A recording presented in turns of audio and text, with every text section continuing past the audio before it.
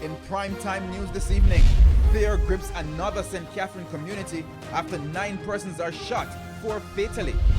Revoked. Portland East MP loses U.S. visa. And warning.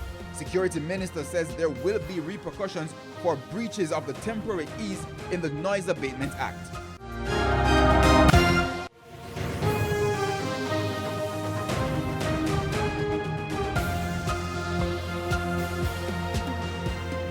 Good evening and welcome to Primetime News, both online and on air at onespotmedia.com. I'm Herman Green. And I'm Janella Precious. Also this evening we have the top business stories of the day, and Andrew Laidley has our preview. Well, Janella, we've all heard that the economy is doing well with major promotions from the IMF and international body S&P Ratings Agency. Well, today another international body is promoting the Jamaican economy. I'll tell you which one later in the business day.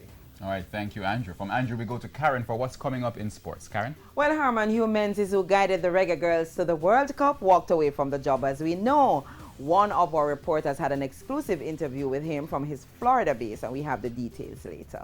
There's also sports commentary, E-Prime, and weather in this newscast. But before the break, the feedback question. Our question this evening, what are your thoughts on high casualty shootings in areas where a state of emergency is in place? You can share comments online, facebook.com/Television Jamaica, and tweet us at Television Jam.